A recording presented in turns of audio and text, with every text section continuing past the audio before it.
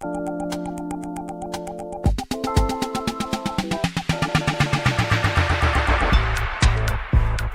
guys, welcome to another episode of the Technology Show, where our experts translate geek into regular speak. How do you feel about mixed reality versus virtual reality? And what are your thoughts? Gadgets or games? And where exactly are you on the battlefield of Windows versus Apple? Stay tuned for our special geek guests. And now, it's over to our Techsperts. We are back. It's the Technology Show where we translate geek into regular speak. Oh, there's a voice that sounds better after the last 2 weeks. Yeah. How's that for working that one in? I was going to say my voice isn't weak as we speak. Sure. Yeah. Obviously, it's been better because remember last week we had that heat wave and that obviously made it even worse for you. Dude. But it seems to have, well, over the last week, this week or that week, you know what I mean? Since then, how's that? It's definitely been better. Absolutely. So, yeah, what's up? This guy. No. Well, definitely your voice. Yeah, no, definitely voice. A lot, you know. There's always stuff going on. We've had, you know, the continual rough and tumble. I think just notable is... That's an app, by the way. Yeah, so last week was the Grammys. And Song of the Year, This Is America. Childish Gambino. I didn't know that. I didn't watch it, and I honestly didn't Well, care. the thing is, sorry. neither did he, because he didn't even show up to receive his reward. Oh, really? So that was kind of funny. Anyway, This Is America is quite a powerful song. You remember the video with the guy, and he's like, the black dude's doing that crazy dance, and then you step in the very beginning, you shoot someone on the head, and then he's getting chased. And No, but now I'm going to have to go and look at it. Definitely, I actually have definitely no have a idea look. what you're talking about. I'm sitting looking at you with a blank look on my face. This Is America, man. You gotta check it out. It's I mean, I it's never hot. I never watch Grammys or Oscars. I just don't care about that stuff. It's like superficial. The only thing that was interesting for me was it was like 3 or 4 weeks ago when that chick with the Fiji water was standing on the red carpet. Did you hear about that? I don't even know which event it was. Oh, she was just holding she Fiji water. photobombed everybody, right? Yeah. And And but people got pissed off though. But she's now suing Fiji water because they used her image without paying her or something like that. I don't know. It's Right. See, so for me, that's news. Right. Because someone photobombed someone, but I can't tell you what event it was. I have no idea. Right. It was There was a red carpet. Yeah, it was some red carpet, and Yeah. then she was just standing there. Anywho, so it looks like we're having payback week this week for my last week, or rather the week before, of pulling an iOS-only stunt on you. Because I'm really taking back seat on the app of the week this week. Of the week this week. There we go. This is actually really interesting, and I hope so. Yeah. If you're stealing the thunder from me. I hope so. Google's been doing a lot lately. Yes, we love And Google. We don't hear much from them, but you know their hardware foray is not always that awesome. What they've done now is, if you've ever used Google Lens, right? Yes. Which take a photo, it identifies objects in the photos, it uses AI to analyze and pull out information from the photos. It can translate language on the fly, you know, directly live in the photo. This is their next foray, which is called Google Live Transcribe. Live Transcribe. Now, we rarely do apps that are in beta, but the reason why we're putting this out there is because A, it's available for everybody. No, it's not. Well, it's not available on iOS. I was going to say, Sorry, I'm sitting man. here very quietly. It's not. As we know. And you keep saying, well, we do things in beta. I'm not doing anything. I can't do anything. Australia is now no longer an Apple majority country. It's 52%. Oh. We're close. Let's see. 52%. 52%. This time next year, maybe not. Yeah. But Live Transcribe, basically, when you're watching the teleprompters on TV, or you're watching any sort of live show, or you're watching YouTube and you turn on the closed captioning, the words that show up at the bottom, that's not someone typing and transcribing it. That's actually AI translating the voice into text. Yes. But that's not new tech, right? It's not new tech. That's been around for a while. And if you use Cortana, you can do transcription into Microsoft Word on PC. You can even tap the little microphone icon on any Google, actually pretty much any phone, and it will transcribe your text. Now, the difference here is the live transcription is based on the actual conversation. It adds the punctuation automatically, and it corrects it based on the grammar and the context of the sentence. So if I said to you, hey, do you want to go for a ride tomorrow? What do you think about the weather? it would add the question marks and it would know where to put the brakes. Oh, that's quite cool. Just like on TV. And so this is meant to be used for anyone that's doing any kind of a large event or any sort of a live activity where you want to actually show what the live transcription is. For example, in a political activity or some other activity. Yeah. And then being Google, I'm assuming they've already worked on language, I can't think of the word, translations. So like, because you know when you do like your State of the Nations, the Union addresses, when these guys go off to Davos and the G8 summits, they all sit there with their headphones on. Totally. So they can hear in their language. Would they be able to now see it in their language? See it, and you'd assume hear it as well. Off the bat, 70 languages available. Okay, so there's Google for you. So this Google. is well, I mean, you know, I'm a fanboy, but I use Google. I go, I'm not going to say the word, but then the assistant, something Siri, Totally. open Google. Totally. That's what I do. Totally. You know, and in fact, I've actually set it as a shortcut, so I can actually just say open Google. Well, I can't say it because it's all going to start going beep and ping. But The one bit of information that I think, and this kind of goes along with some of our conversation from the show a couple times back with CES, is that idea that we're looking into the future, this sort of Jetsons space where there's things are done around us and the world becomes automated around us. And when you see an app like this and how quickly and smoothly it transcribes your voice, imagining how long this technology has been around, all the devices that are listening to us now, and how accurately they're recording our content and context and all the other data that goes with it.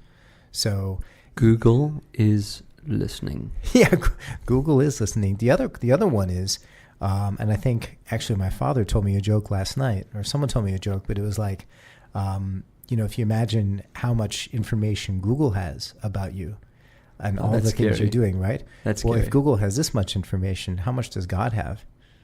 The Theology Show. Yes, where we welcome. translate God into hot rods. I don't know. I couldn't get that one to rhyme. No, but Google Live Transcribe, check it out. Get on it now, especially if you run events or if you do anything like that. And have an Android. And have an Android phone, because that's where it rocks and rolls. Okay, well, look, I did capitulate. Thank you. Well, I have to capitulate. It's your show as much as it's mine. But I do like Google. If you'd come to me and said you've got a Microsoft-only app or something like that, then we were going to box. Yeah, you might say, well, that's not Actually, no, we wouldn't, because I let you sit there and by the end of the show, it might fire up. All right. So is there any mention as to A, when us people with proper phones get to use it, and B, if it actually moves from beta into the Play Store? My guess is that we're going to see this capability find its way into all of the different Google apps that are out there. I see what you're saying. So they're using it as a precursor or even as an SDK or API for other apps. Like Google Wave. Yeah. It did Wave bye-bye, but then it got integrated into every single Google well, they're coming up, store. Isn't it in 2 months' time, is I.O.? They always do Google like the first part of the year.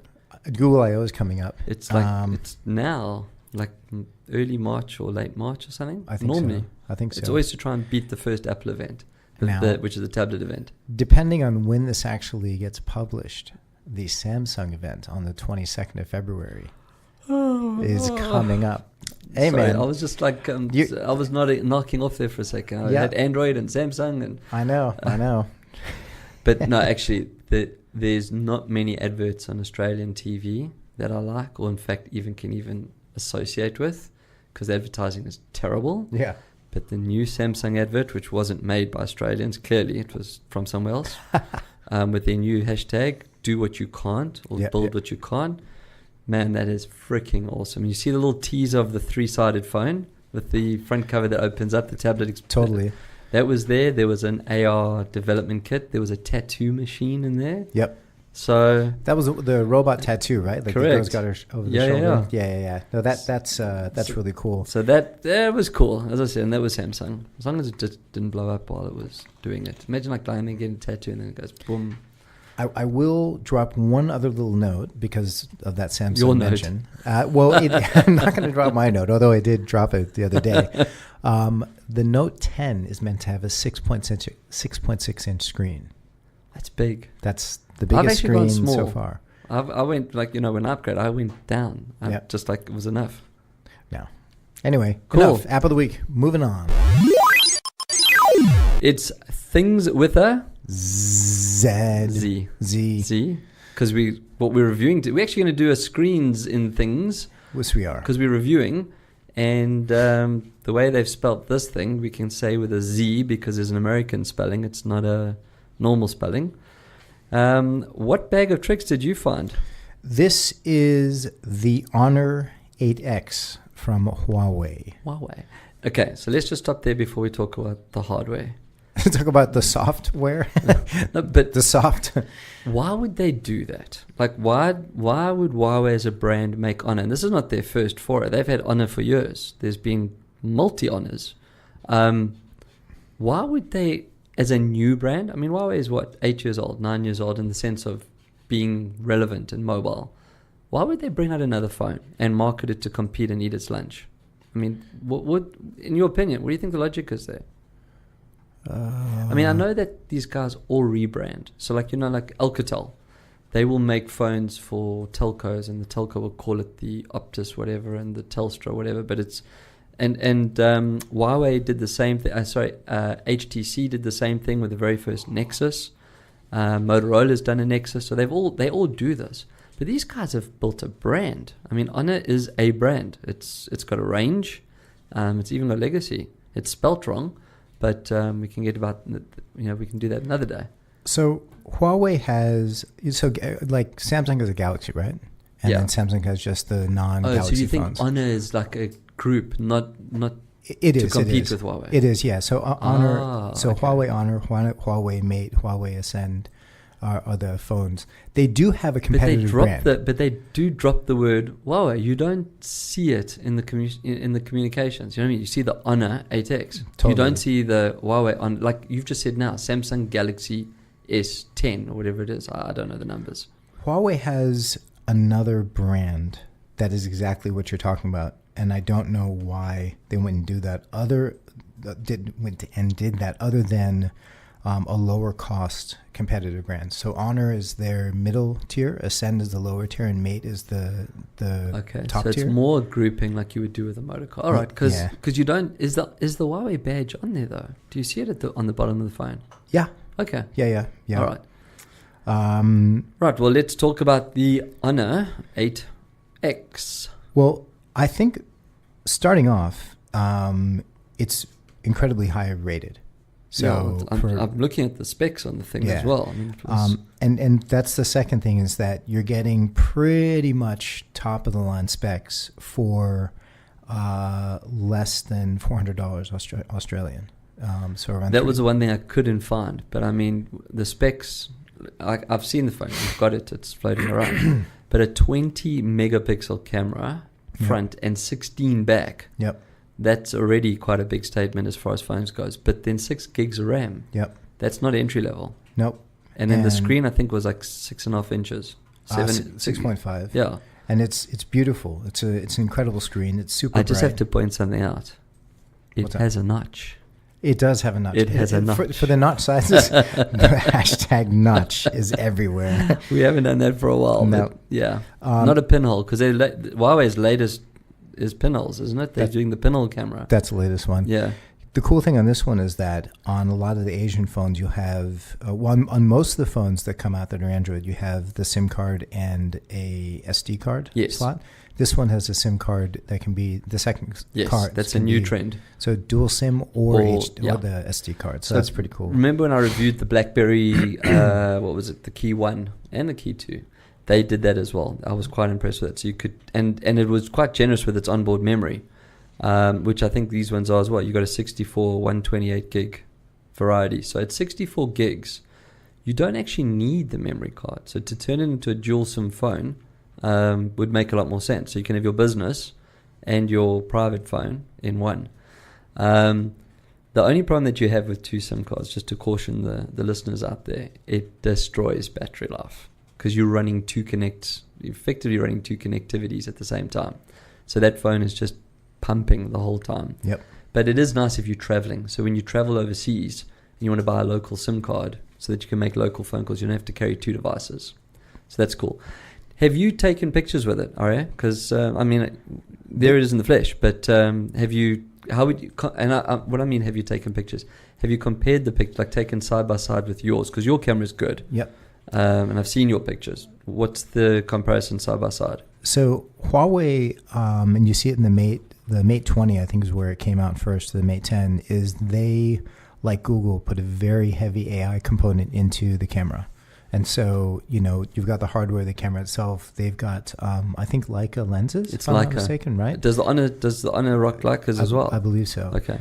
So you've got that Wow, going forward okay. already. And then you've got the AI on the back end, which is just doing crazy optimization. Now, it's not the same as Google because Google's accessing all of their images in the Google library of history. But it's doing a lot of other work on it. So one thing I noticed was compared to the Note 8, the zoom is higher resolution. You can get in further. On the zoom on Samsung, it gets grainy when you go in really close. It's still good, don't get me wrong. Not quite Pixel 3 as the Honor 8X, but I'd say the camera's probably better. Then your Note? Than the Note. Really? Yeah, Note 8. And that's saying a lot. Wow, that is saying a lot. The night mode, so when you low light mode, is incredible. And I think that's where the AI is really coming out in the camera. And then... but Samsung still owns the accolade on that. Absolutely. Out of all the night mode pictures I've seen, I think Pixel 3 is pretty damn good as well. Yeah. But Samsung, in fact, remember they did that whole thing with Luna Park when they did the selfies up the emoticons. Yeah. And they were shooting in low light and night light. So, but that's where all phone manufacturers have to focus. Totally. Is low light or night mode. You can't get away with it. Yeah. Not with the speed of the processors, with all the Qualcomm chips and like 6, 8, even up to 12 gigs of RAM. Yeah. It's crazy. It is crazy. RAM, yeah. What's the heating like? Heating up? Running too... I haven't noticed it heating up. Okay. And... so you're an Android user. You're used to the heating up, so it's all good. Well, actually, I always have a cover on mine, so I don't feel it much. I got the phones from my parents. So my father was on a Pixel XL. My mother was on, I think, a Pixel 1, like the first Pixel that came out. And my father was on Pixel 2 XL. They both, after a long time, crapped out, so I had to get new phones. And for the money, this was... the best I could find. What is it? It's like a sub $500 phone, isn't it? Sub 400. Sub 4. Yeah. Yeah, Well, Australian. Aussie, yeah, so it's sub Oh, so 300. that's good. Sub 300 US. Sure, that is good. Which is crazy because this one, Note 8, around. I think they're selling the Samsung S9 Plus for like $899 right now. Yeah, Australian. I think I saw the Kogan or JD, Yeah. the same type of money. And you're not talking about that much more phone, and you're getting the bloatware. Like the Huawei doesn't have much bloatware at all, which is really nice. It is nice. Yeah. And I noticed fingerprint at the back. Yep. So like where you're holding it, not over your cameras like No. the Pixel did originally. Nope, or next to your camera, so it's all... Oh, yeah. Yeah. Yeah. So they Dirty thought that camera. one through. Yeah. Does it have face unlock as a matter of interest? I don't think so. Okay. It does, actually. Does yes. it? Yes. And it Because it's got such a strong front-facing cam. Yeah, and unlocked on my dad's face as well. Okay.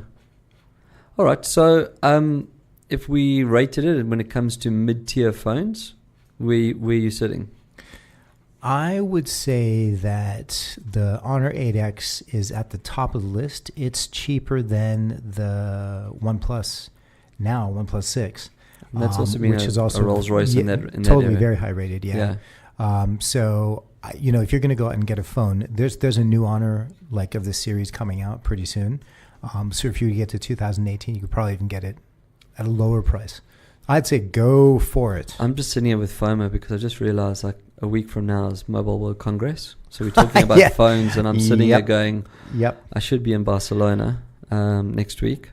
Angela, our producer, if you're listening to this podcast, which we know you are, this time next year, Barcelona, just hashtag saying stuff. So the clock aside, and since we're in the things section, yes, we know that Samsung is about to launch their big foldable phone. Yes. Like that's going to be a big deal. Yeah, that's going to be, that will definitely be there. You mentioned that ad before, and that according to those in the know, that is supposedly the actual phone. So the three-sided really? phone, yeah, like that. So what you're seeing is not just a tease. Yeah, like that's supposedly the actual phone. So we might see it next week at Mobile World Congress. Yep. So you're talking about a full-facing screen on the outside plus the double on the inside. It's actually 3 screens. 3 screens.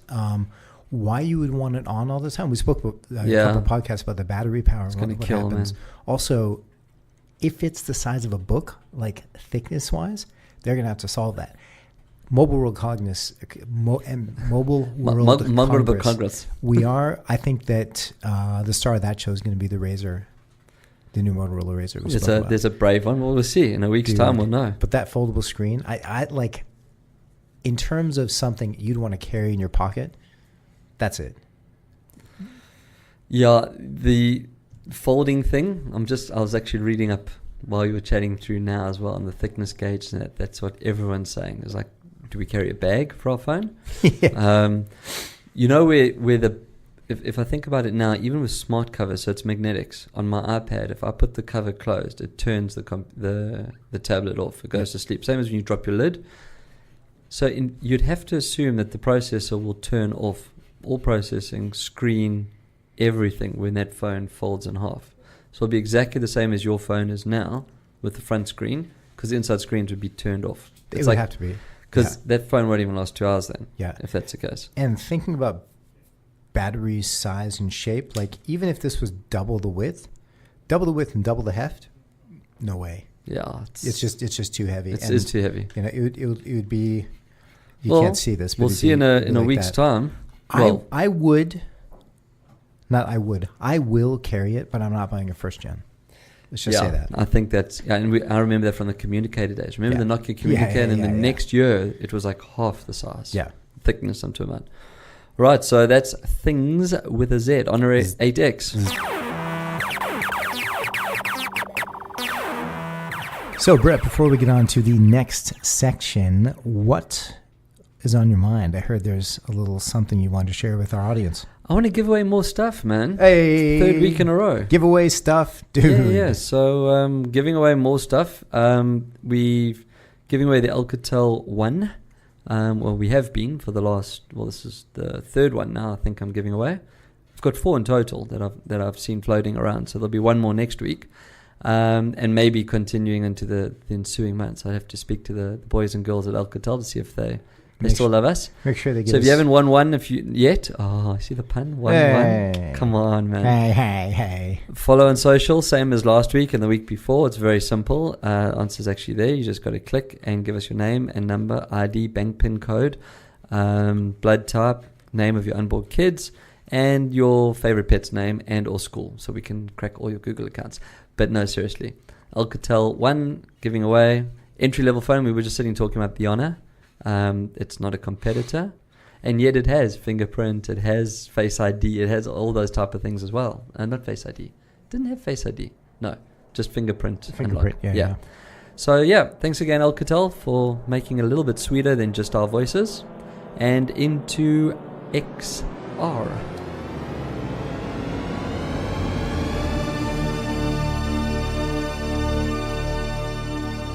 XR. Extended reality. I have 2 things on XR and only one lonely little one on AR. Okay. What do you got? I've got an AR bit that is an interesting. Smiling, so I'm really intrigued. Tell me. I am. Well, this happened. I don't know if we spoke about it before, but I think it's worth mentioning again. AR juggernaut and innovator from the early days, the Blipar, is now a blip in history. Yeah, it's done. Gone. They're in full liquidation. We did speak about it 2 weeks ago. Okay. Or 3 weeks ago even. I'm not sure. Yep. I just going through news. Wasn't someone supposed to acquire them and it fell through or whatever? So they've actually moved into liquidation. It's gone. Yeah. And they raised hundreds of millions of dollars over like when they did their series A, B, C, D, F, G, H, I, J, etc. Totally stuff. I was just showing all the people that can actually do the alphabet. I was quite good at that. Blipar come and gone. It's actually sad. I never understood Blipar's positioning, and we definitely spoke about when they went through that big raise, and I was probably green. And I was like, really? Like, what did they do to get that money? Well, shame on you, investors. Shame on you. You backed the wrong pony. Anyway, staying in AR. And here again, I'm going to ask you the relevance. Do you remember the company? I'm going to say remember because I know they're still around. And you would have come across them. Rosetta Stone, the language guys. Sure. Okay, so they were one of the mainstays as well. So they're now adding AR and machine learning to their iPhone app. It actually says in the release, iPhone app, not Android app, iPhone app. To let users identify and translate the names of online objects in real time. So pretty much a Google Lens type thing. Yeah. And what you're saying with Transcribe. The guys that wrote the article were saying this is the first time object recognition tech has been used in a language app in this manner, and they haven't seen anything like that would contradict that statement, blah, blah, blah. Here's why I'm saying, are they still relevant? Annual prices for the app is $84 to $200. That's US. Yep. You and I have both used Duolingo free. So would I pay 80 to 200? Well, definitely 80 because I'm never going to spend 200 on a language app when I can use Duolingo for free and maybe it doesn't have AR. I'm seeing the question. It's having been tortured through excessive language studies in my life. Tortured, yeah, I like that one. Okay. There are different methodologies that are applied when learning a language. So, when I learned Mandarin, I sat in a cold, dark basement room listening to audio cassettes because there was no internet at the time or digital files. Sure. And repeating and repeating and repeating. Whereas Duolingo is go through, test your memory, pull a bit of information without the structure of learning something in order. Yep. Like it doesn't really teach you here's verbs, here's nouns, here's grammar, here's objects, here's, it's more like, well, here's a fruit and then here's a fork and then, where's the bathroom? It's more of a casual experience. Rosetta Stone is notably like hardcore language. As I said, they were like one of the first, right? Yeah, if not the first. But with that, the bite-sized, snack-sized, 7-second goldfish attention span that we have today, we need Duolingo or Drops, and they both have paid versions where you don't get the ads, you don't get interruptions, you get a bit more functionality. It's not $84. And that's what I was getting to. Yeah. You can't sell something for 80 to 200, halve it, call it $100, like find a middle point. Yeah. When people are giving away, even if it's only 70% is good, they're giving it away for free. Yep. And I've used Duolingo and so have you. And when you go through the journeys, that you will be able to go to that country where that language is spoken and at least ask where to go to the toilet, how to order some food, can you get a taxi, and I like apples, or the boy eats fish, or whatever it is. Donde está el baño? There we go. That's where's the toilet. Baño is toilet. See, that's it, man. That's what I'm saying. So now I did that for free. I learned a little bit of Spanish that I tried to learn for free. Okay. These guys have to realize this stuff. So you can't just put AR in and try and reposition yourself and sell it for that. That's what I was getting to. I like the use of AR. Totally. I think it's great. I can hold it there and it tells me what it is in the language. That's brilliant. Here's another one. Same line. In my opinion, same line of thought. Magic Leap 1. Yes. Couple bits of news. Yeah. So Lowe's is a hardware home improvement kind of store in the U.S., similar to Bunnings or Meter 10. Here, Lowe's has been doing all kinds of AR stuff. So they had a VR experience where you could see a room with furniture in it. They had an AR experience where you could actually see paint on your wall and what color paint you're going to have. Yep. They've done an app with Magic Leap 1, which allows you to see different kinds of furniture or furnishings in your house. So it's taking the AR to the glasses. Okay. And the same thing we've seen, IKEA space, a couple other ones. But I'm not going to drop $2,000 to get a headset to do that, right? I can put elastic band. Higher than this, like 5,000 or something. I'm saying I can put my phone on my head with elastic band. Absolutely. And so Rovio as well. Angry Birds. And did an Angry Birds on Magic Leap. And so, wrong. For them to say, well, there's, 9 million plays of Angry Birds every day, there may be 50 on Magic Leap because there it's aren't all, even. and 49 of them are the people that work at Magic Exactly, Leap, and the other one is at Rovio. I think that, looking at what happened to Meta, we spoke about this last week. There's a love child gone as well. We need to watch that $5 billion that Magic Leap earned and see what they're actually bringing out into the market, because I've seen some experiences where people are like, oh my God, this is absolutely incredible. Graphic artists, for example, comic book writers. And they saw an article on that where this guy was just like, said this is the future of comic book writing, because the idea of comic books is you're creating something in 3D and then you have to put it into 2D. And so to be able to see that and change the angle is very hard because you're doing it in your mind. Yeah. So when you're drawing in 3D and then you can change the angle to see what it looks like from different angles in a 2D space, makes perfect sense. Sure. Function versus faction is utility that makes sense. You are only going to furnish your house once. No one's going to spend $5,000 on Magic Leap glasses and then $200 on a new thing. Here's your right? business. Rent your Magic Leap now. Totally. So you can, I'll come to your door with my Magic Leap headset. You can use it for $100 and Yeah, and we did mention that when we first heard that price tag. I was like, are you crazy? Excuse me. And for what it does. Yeah. Daydream will do it. Totally. It's like, it's there. Totally. Have you got anything else on AR? No, got a little VR fun. Yeah, I've got a little bit of VR fun as well. What you got? So Knuckles VR is from Valve. Knuckles. Like as in and crack your knuckles. As in crack your knuckles. And Knuckles is the new controller. They're the ones that produce the ones that came out with Oculus Touch. Yeah. So more fluid, feels more like it's comfortable in your hand.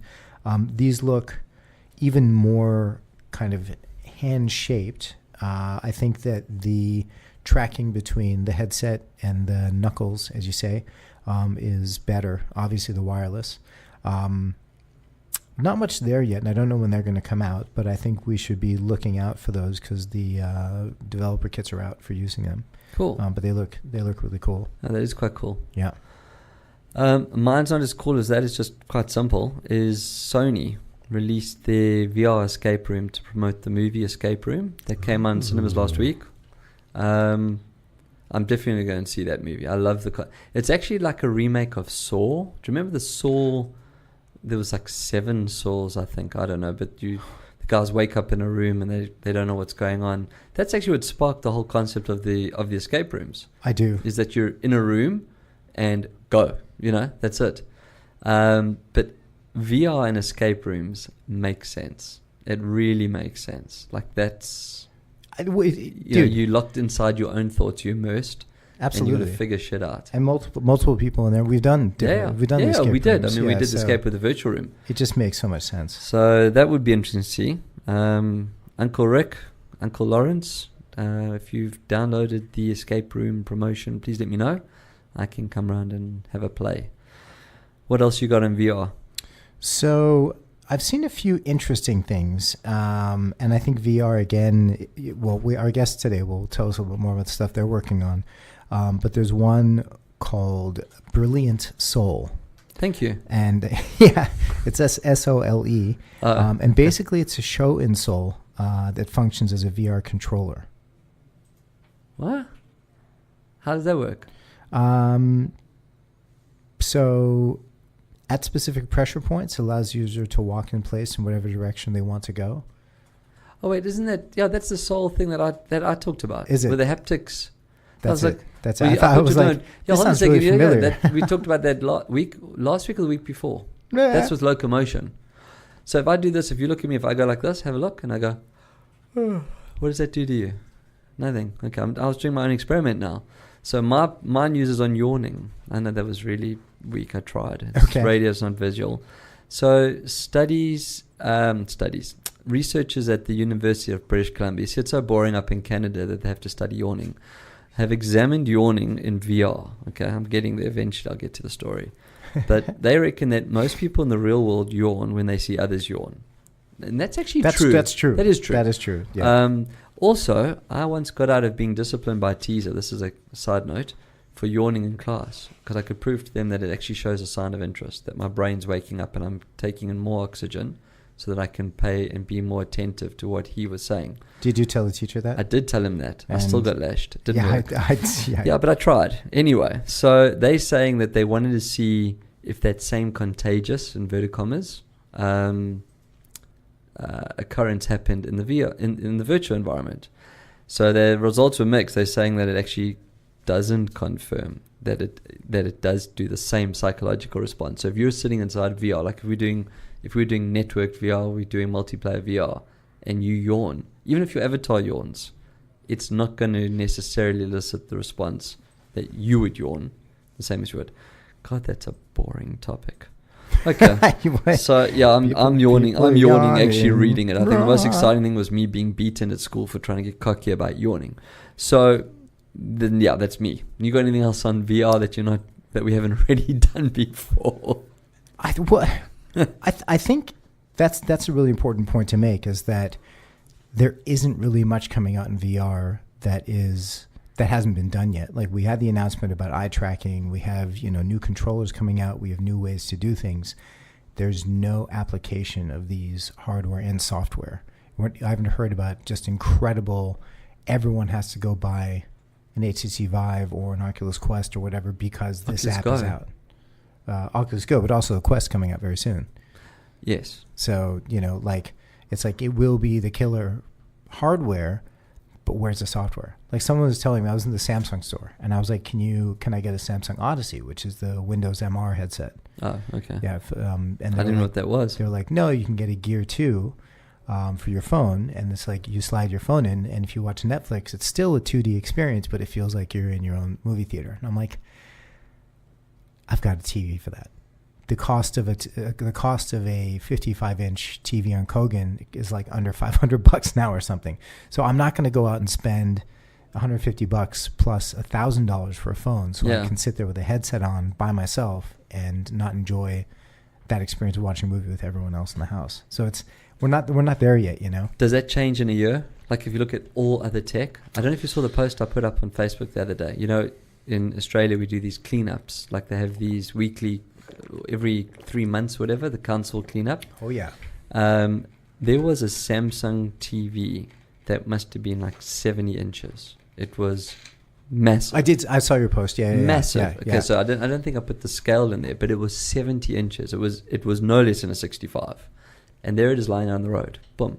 Now, the reason for that is to transport that thing and put it up and mount it again and whatever. It's actually cheaper just go and buy another one. Go and buy it in the box, boom, off it comes. It's lighter and it's more slicker and all these wonderful things. So with VR being what it is and the need to be connected the way we desire to be, this time next year, there's all the discussion of $5,000 headsets, and now that we're seeing glasses starting to happen. In fact, we're even seeing people reporting now on the posts about the least naff AR looking glasses. So they're even starting to now compare the aesthetics, which means, Apple, if you're listening, it's now time, because we know you'll design something beautiful. So please bring out your glasses that I've been waiting for 3 years. Thank you. Love, Brett. That's my last view on XR. So I've got one bit of news, and this is a good segue into our guest of the week. Yes. AI therapist helps alleviate hot flashes in VR is the headline of this piece of news. Basically, there's a company that's come up with a non-pharmaceutical VR experience called Luna, which is an AI therapist to help you deal with your stuff, your issues, whatever, in VR. It's for the go, so it's 3 off. It's 3 degrees of freedom, so you can't actually go and explore things. You're just talking to this thing. It looks like a floaty rainbow ball with that's happy. A nice soft face. Does it have eyes? It does. It does. It's cute. And you're like in a snowfield. It looks like one of the Teletubbies, and they just ate like a rainbow cake. So they've got all the colors there. Here's where this is potentially a hit, and in my opinion, potentially a miss. If it's dealing with hot flashes, you're looking at nearly 75% of women over the age of 51 suffering from those symptoms, right? Going through menopause, that sort of thing. They are not VR users. True. To get them into the store to go buy an Oculus Go, to teach them how to use the user interface, to actually download the app, pay the money for it, get your credit card into the system, and then access it. You're asking a lot. So all the feminists are about to come in here and beat me. But if they were mothers and they were over 50, then they would potentially have kids that are in their 30s and or a bit younger, between 20s and 30s. So when they got tired of their moms moaning, they could buy the headset and download and hand it over. So there is that ability to facilitate, but you are 100% right. I mean, it's not the key target. Unless they bring out 50 Shades of Grey in VR, and they could be quite happy to immerse. Oh, Brett. All right, so we wrap up XR. Absolutely. Well, we've got to that time of the show again when we get to the top of the hour, or as we like to say, the best part of the show, because it's normally when interesting people join us. Now, I have to just say, before we introduce our guests, who I like, I'm really feeling like I was ganged up on this show. We started off with an app of the week that's not an app. It's in beta. And it's not an iOS. It's not an iOS. Nope. And it's Android. And that was brought to us courtesy of Sir Sternberg. And now for our guests of the week, two really special people. The reason that Sternberg is actually here, literally, we have Carl and Bente Sternberg, your parents. Yes. Welcome to the show. Thank you. Hello. Now, they are here in a professional. They are here in a professional. basis, They're not yeah. here just to watch you being silly Not yet, and no. keep you in check. No, they have asked, can we come see the show? Can we, In fact, I remember try it even out? when we were still in our old facility, they sat outside the booth. We were Yeah. with the glass and we And could they see them watched. there. Yeah, totally. In fact, I think they even appeared on one or two of our pictures. You know, we do the 360 Yeah. pic. If you look in the background, you actually can see them. We can play the Where in the World is Carl game. Because he was wearing the orange human hat. That's right. So it was in the picture. It's definitely ComScore. somewhere there. At Joan Nguyen. Yeah. No, so listen, guys. Well, thank you for being here, and thank you for letting me be here, because without you, I wouldn't be here. But we're here to talk about your experience in virtual reality and share a bit about the project you've been working on, Shift and PrimeVariable. Maybe give a start and just what do you do in VR? What is VR for you? Well, can I interrupt there for 1 second? Sure. Shift and PrimeVariable. So should we say what those two are first, and then why we used VR? Sure. 'Cause I don't even know. I know what PrimeVariable is. I don't know about Shift. Totally. What is Shift? To the left. Shift is an app that basically, when a person is wanting to feel differently, let's say you're feeling sad, you're feeling stressed, and you want to feel better. Shift is about feeling better. And it's an app that we use virtual reality as a means to make this kind of change. Yep. I've got to jump in there. So here's a question. Did you guys find out about virtual reality on your own, like in your research? And I mean, that's what you guys do. You're professionals and you research all day long.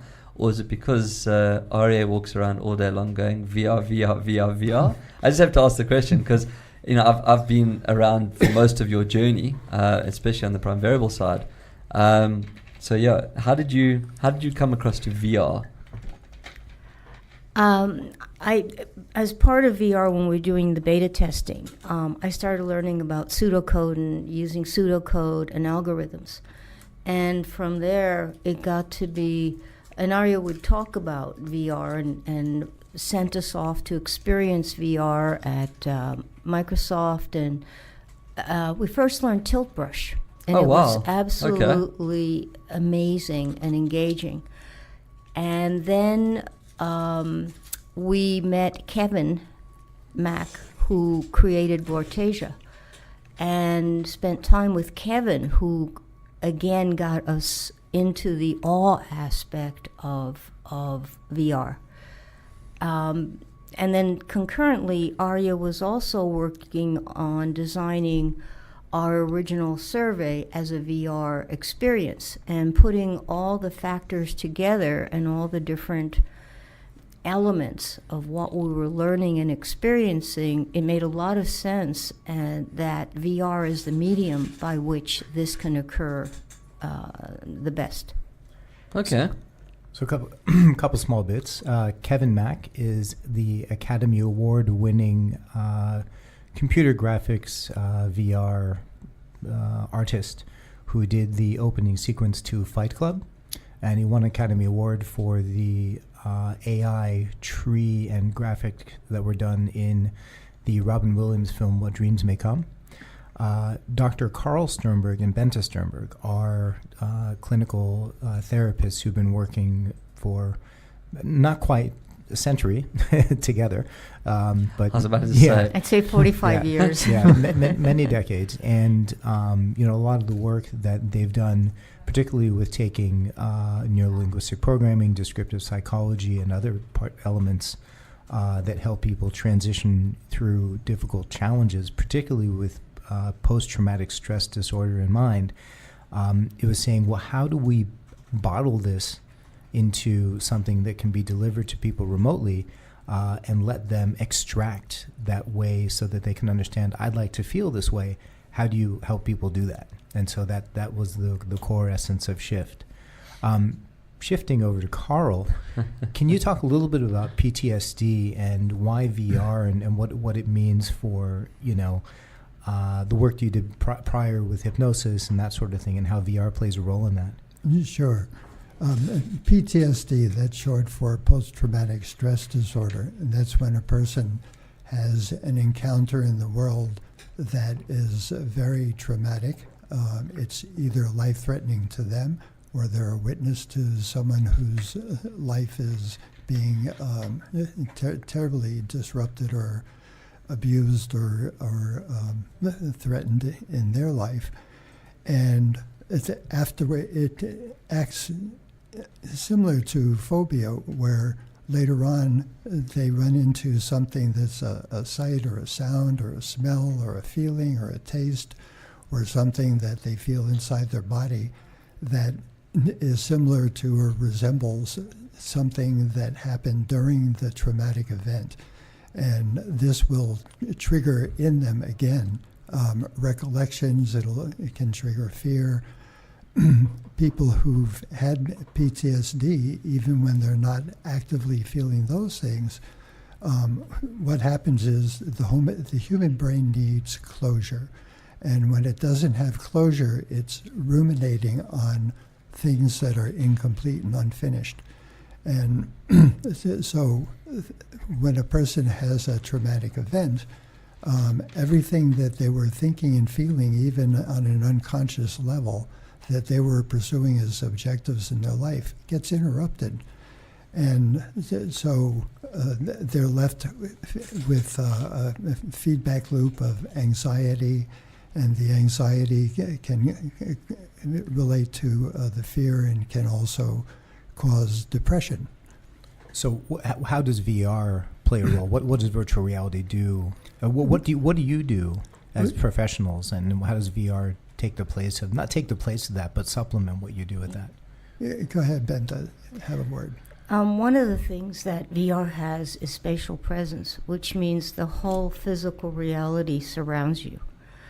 And with post-traumatic stress disorder, you have two responses very often, numbness or hyperarousal, where you're quick to arouse, quick to be angry.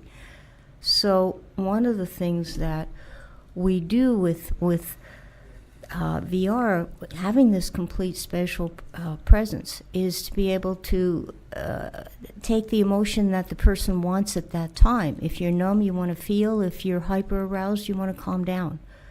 You can choose that emotion. And we have internal, where you have how does it affect you inside and outside. And we have Blortasia, we have a way similar, so that it creates a hypnotic type of experience that lets you internalize this feeling, because you're in awe. You're in a space that is beyond your normal environment and makes you feel connected to something larger than yourself. And when you have that experience, it's a way to transcend your own ego, transcend your own needs, transcend what's happening, and trust to become some other way, or to accept feeling another way. So let me ask you a question there, because obviously that's quite a technical level. Before VR, when you were treating people that would be suffering from PTSD or something along those lines, you obviously had limitations that couldn't be solved or couldn't be overcome or took longer to overcome. Do you find that virtual reality now helps you speed up the recovery process? What is the reason why you would use VR to do what you do as opposed to the traditional way of doing it? I think that's the question I'm trying to put forward. Yeah. The beauty of VR is it's basically on demand, it's personalized, it's a do-it-yourself, it's private, it's confidential. When we were doing it as therapists in an analog world, we had to be there, and we would take someone through the process. And it's very successful. We've done this since the 80s, over a long time. And it works. And this would allow for the person to be able to do it for themselves in a remote way. And that's if I might ask essential. or clarify, when you say you need to be present, you're using different techniques, including hypnosis. And part of hypnosis is you're requiring the user to imagine for themselves, close their eyes, go under hypnosis, or just partake in imagine for yourself that this is happening. Whereas VR, you can put them into that place. You can put them into an environment that is that spatial, immersive experience. Exactly. And that's what I was saying, like with speed, right? Yeah. I haven't been through therapy personally. I mean, I've obviously spoken to people, and we've all had things, but I've never gone through, let's say, weeks of therapy in the traditional sense. But I would imagine if you could put me into a scenario that you needed to manipulate and or make me relive to get to where I needed to be, then VR would be graphically and obviously using technology the quickest way to do that, to get me to the point so you can start fixing me beyond the point. What I want to be clear about is this doesn't substitute therapy. This helps a person change their emotions to feel better.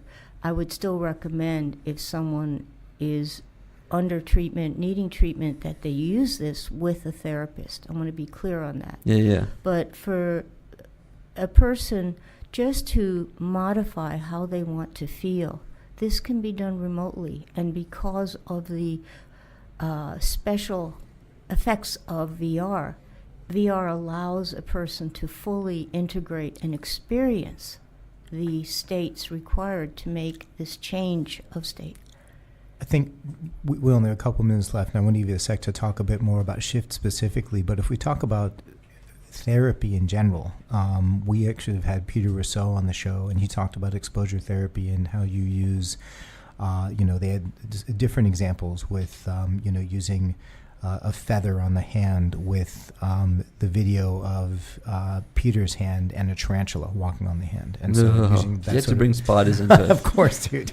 And that exposure experience. And there's also the doctors that work with Kevin in California that are at the front end of the exposure therapy, where they throw people into a helicopter in Iraq, and then they not only give them a gun to hold, and they're flying in a helicopter and hearing the sound and feeling wind blowing on their hair and actually putting the smell of octane or gas. And so that kind of exposure, VR as a means to deliver more than just close your eyes and imagine you're there. Right. And our goal is to, rather than work towards fear, is to work towards awe, and the exposure being to awe, and the exposure of having this experience allows you to transcend and to make this kind of shift to feel better. Can you talk a little bit about what remembered memory plays a role, and talk about nonverbal and verbal patterns in communication and how that played a role in the development of Shift? Each of us has resources we don't use very often. But if I ask you to remember a time that you were confident or happy, each of us can go to a place in our memory and find 30 seconds And Aryeh of our does life. his best to keep bringing my memories back with spiders.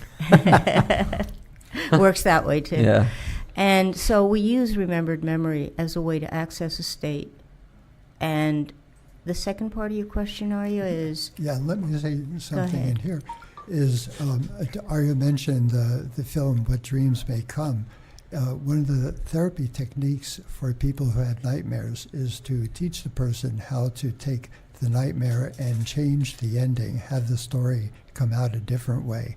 And one of the things that VR does together with the shift process is it allows a person to take a memory that they have, that they actually had, that they would prefer to be thinking or feeling about.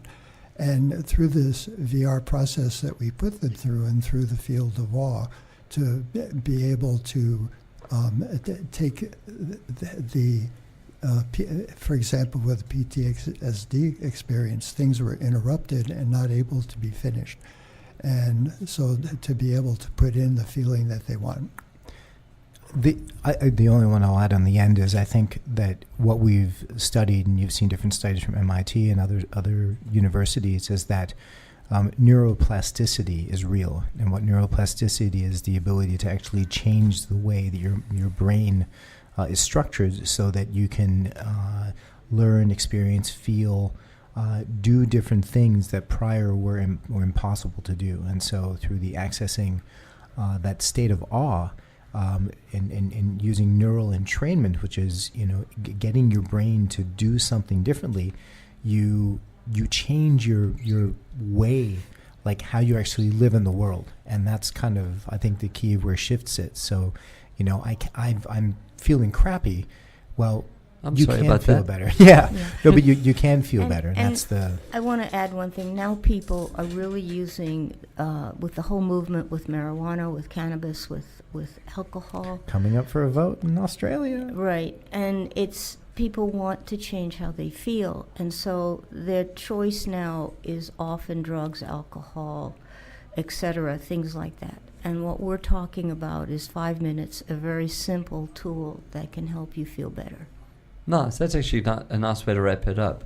But I think what's really cool to see is that we have people that are our parents' age. I mean, you could be my parents too. We're the same age, Aryeh and I, that have taken a lifetime's worth of career and now said, well, we're not old school anymore. We're quite happy to move with the times, and actually brought, cutting edge technology into it, because VR is still not mainstream.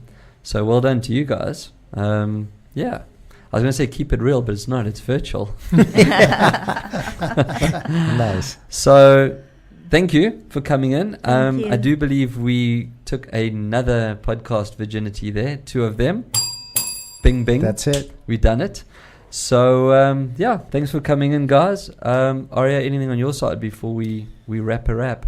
Can't wait to get the air conditioner on in this room. Yeah, well, it'll mess up with our sounds and our beautiful voices. So, that's it. Until next time, keep your screens clean and your knobs shiny. Thanks for listening to our latest episode of The Technology Show. Remember, for more episodes, hop onto eaglewavesradio.com.au, follow us on Twitter and like us on Facebook. Catch you next time.